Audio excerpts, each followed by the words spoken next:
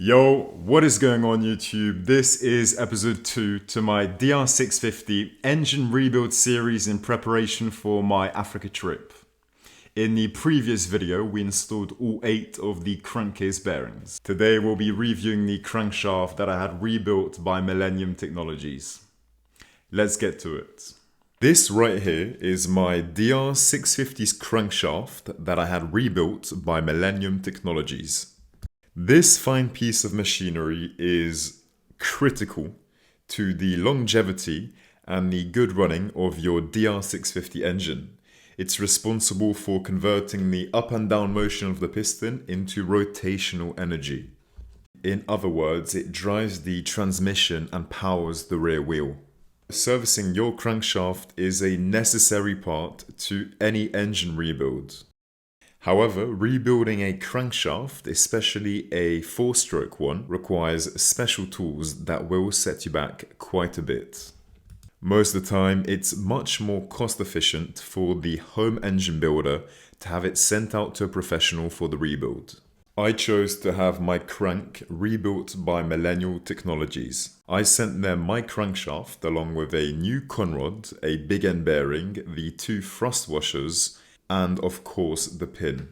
After a couple back and forths over email and exactly 26 days later, the crank was back in my hands. Not bad considering the customs and international shipping from and to Europe. Ladies and gentlemen, reassembled, balanced and aligned, here it is.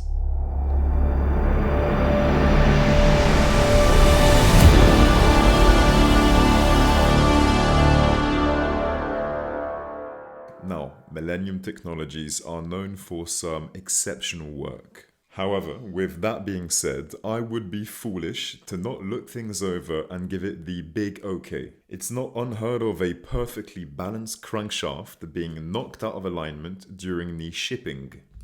I'm going to be measuring the crankshaft runout and giving it an overall inspection.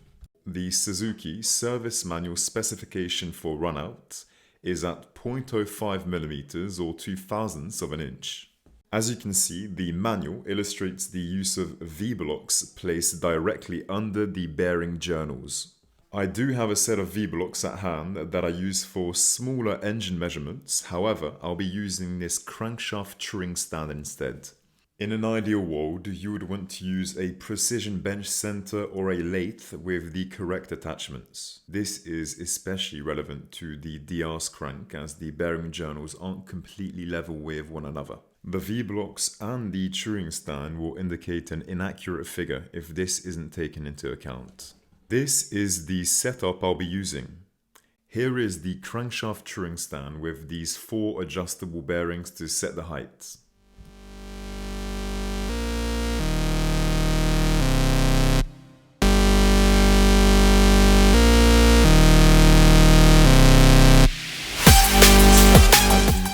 On this metallic engine stand so I can utilize the magnetic base of my indicators.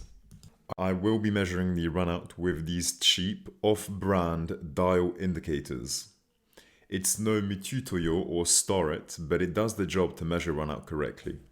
To get an accurate reading, you want to position the indicators as far away from where the crankshaft is supported. I'll be placing the indicators above these 2 points. The flywheel side will be measured here. Anything after this point would yield an inaccurate reading as the flat, non-tapered surface isn't available. The clutch side, however, will be measured as far out as possible as this surface is perfectly straight. So, I've installed the crank onto the stand and positioned both my dial indicators. To avoid any inaccurate measurements, I've wiped down the surfaces where I'll be measuring, and I've also wiped down the dial contact area. The key here is to turn the crank slowly. I want to minimize the vibrations produced to keep my results accurate. I'm rotating the crank as slowly as possible to keep it neutral on its axis. If I rotate the crank too fast, the bearings will displace the crank and my runout will show greater than it is. So, taking a look at the results, both dials are moving in sync, which shows alignment, and they're showing less than the service limit of 0.02 millimeters. My crank is correctly aligned, which is a big plus. Now, moving on to the visual inspection. The DR Thumper is an engine that vibrates a lot by nature. Considering that I'm increasing the bore to the 790 Pro Cycle big bore kit, and that I already have the engine apart with the crankcases split, it was definitely worth getting it balanced. If you take a look, we can see where the crank counterweights were installed and the welding to hold them in place.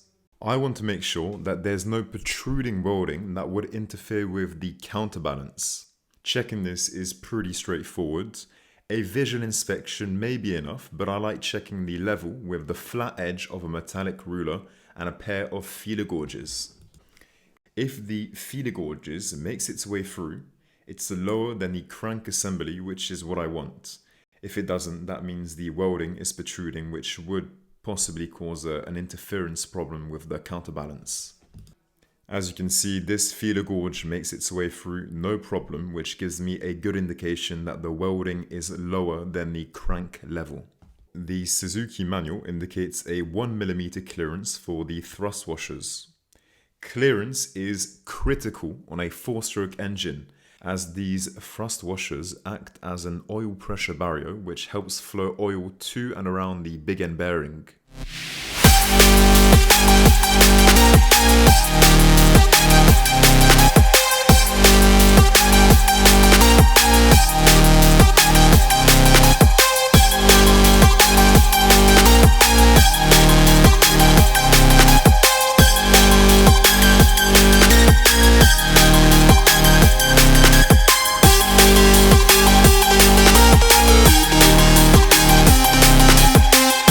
Measured both sides and both come up under the 1mm specification. Now, having smooth bearing journals are important to bearing longevity. I've given the bearing surfaces a look over to make sure that there wasn't any pitting or rough surfaces. I've also double checked the small end of the conrods.